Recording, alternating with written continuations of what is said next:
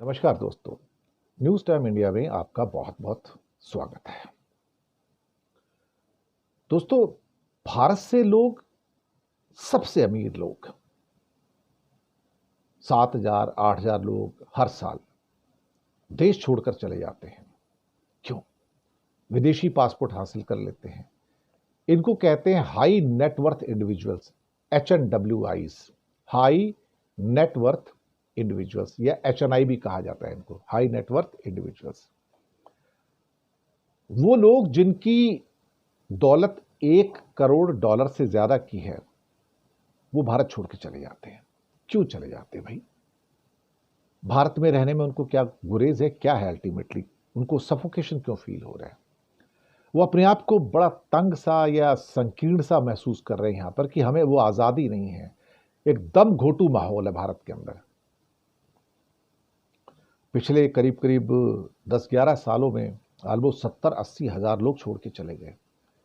आप कहोगे 140 करोड़ में 70-80 हजार गए तो क्या हो गया? ये तो समुद्र में बूंद भी नहीं है। लेकिन मुसीबत है कि इंडिया में अमीर है कितने? इंडिया में अमीर है कितने?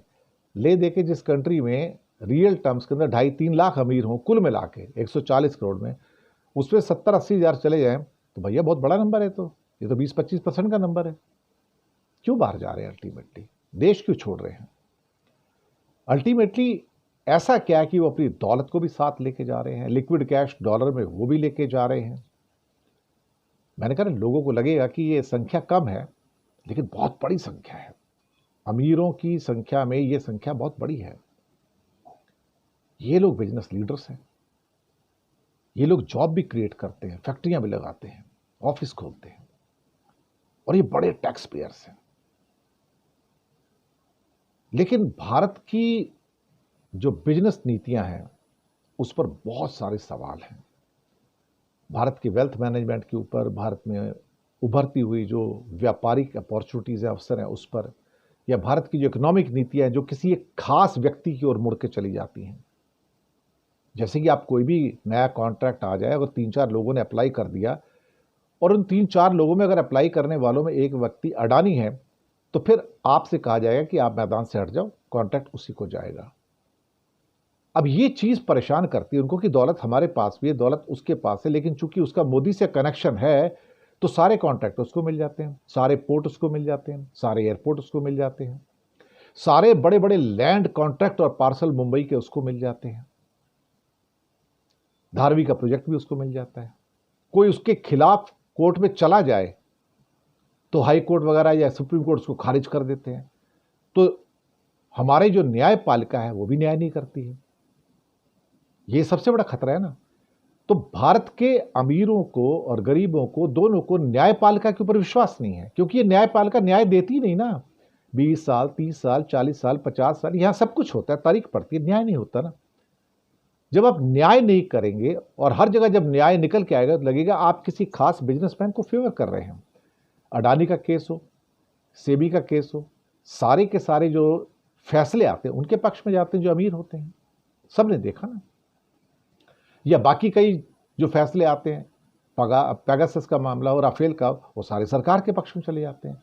तो आप कितनी भी इल्जाम लगा लें सरकार के ऊपर, अल्टीमेटली जो अमीर लोग हैं भारत के, उनको पता लग गया कि भाई देखो हमारे पक्ष में कुछ आने वाला नहीं है। कुछ खास लोग हैं जिनकी लॉबी है, वो सब कुछ वही कंट्रोल करते हैं। एयरपोर्ट कंट्रोल करते हैं, पोर्ट्स कंट्रोल करते हैं, थर्मल पावर स्टेशन कंट्रोल करते हैं, नई एनर्जी के, green energy, wind energy, solar, सब कुछ वही कंट्रोल करते हैं।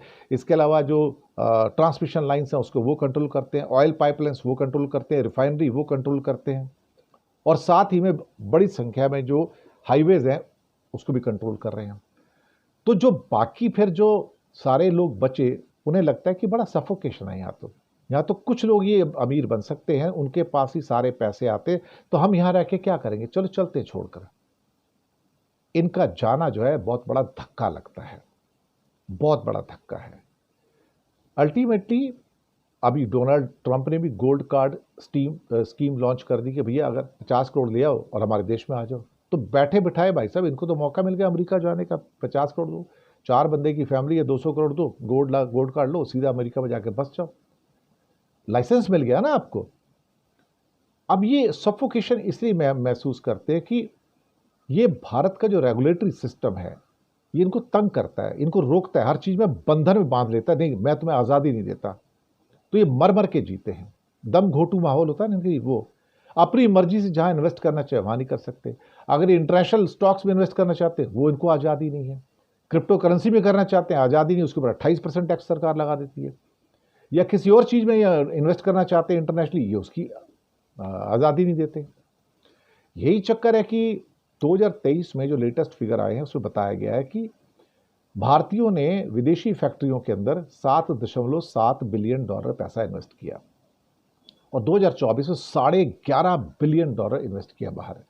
तो भारत का इकोनॉमिक सर्वे के जो हमारे इकोनॉमिस्ट हैं वो कहते हैं कि मुझे दुख होता है कि ये सारे के सारे लोग भारत में इन्वेस्ट नहीं करते, विदेशों में जाके इन्वेस्ट करते हैं।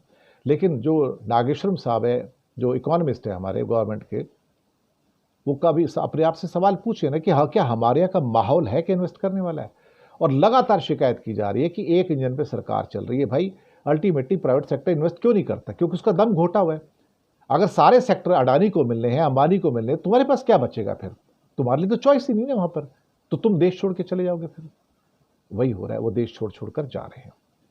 बाहर जाते हैं तो उनको टेक्नोलॉजी के स्टॉक्स में इन्वेस्ट कर सकते हैं, मेटा, गूगल, माइक्रोसॉफ्ट, एप्पल में इन्वेस्ट कर सकते हैं, क्रिप्टो करेंसी में इन्वेस्ट कर सकते हैं, डेट में इन्वेस्ट कर सकते हैं, गवर्नमेंट ऑफिस में इन्वेस्ट कर सकते हैं, डॉलर में इन्वेस्ट कर सकते हैं, सारी आज़ादी मिल जाती है इनको। और वैसे भी कोटक महिंद्रा का एक स्टेटमेंट आया था कि आज की इंडस्ट्रिस्ट के जो बेटे हैं, बेटियां हैं, जो नई जनरेशन है, वो भारत में फैक्ट्री खोलना नहीं चाहते। वो अपनी वेल्थ को मैनेज करते हैं, सिर्फ घुमाते रहते हैं स्टॉक्स के अंदर, दैट्स ऑल। उन्हें इंटरेस्ट ही नहीं है कि वो फैक्ट्री खोलें। बोलते हैं एक फैक्ट्री खोलो, 70 इंस्पेक्टर आते हैं, गला घोट देते हैं, ये नहीं कर सकते, वो नहीं कर सकते, ये गलत है। उनका काम क्या है? आके गलती निकालना आपकी।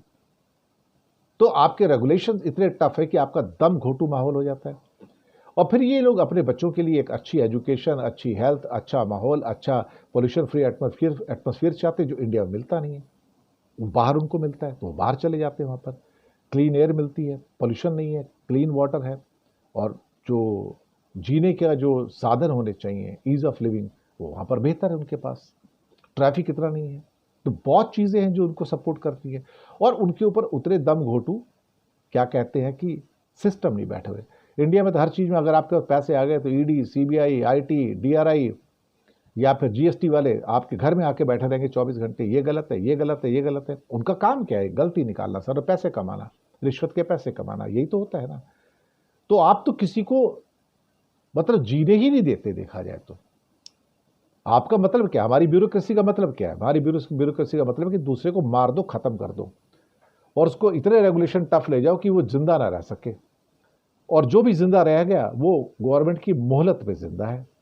ये सारे सिस्टम किसने पैदा किए? तो ये लोग बाहर निकलना चाहते हैं, और बाहर निकलने के लिए अब लोग देश छोड़ दे रहे हैं, और उनको ऑफिस मिल रहे हैं। वो फिर सिंगापुर में जाते हैं, दुबई में ऑफिस खोल लेते हैं, कई और जगह चले जाते हैं, वहाँ पे अपना ज़िंदगी गुजारते हैं आराम से, और बढ़िया वहाँ पे घर खरीद देते हैं, अपनी दौलत वहाँ से पूरी की पूरी दुनिया के अंदर मैनेज करते हैं। That is what is happening, and that's how the most prominent citizens of India, most influential citizens of India, most rich citizens of India, high net worth individuals Bharat छोड़ छोड़कर हर साल चले जाते हैं। सब्जेक्ट तो अच्छा ही है और इस पर लगातार बात भी होती है, लेकिन जो सबसे इन्फ्लुएंशियल लोग हैं वो देश छोड़कर जा रहे हैं, लेकिन देश को फिक्र नहीं उनकी। जाते हो तो जाओ, बहुत है यहाँ पर। शुक्रिया आपका।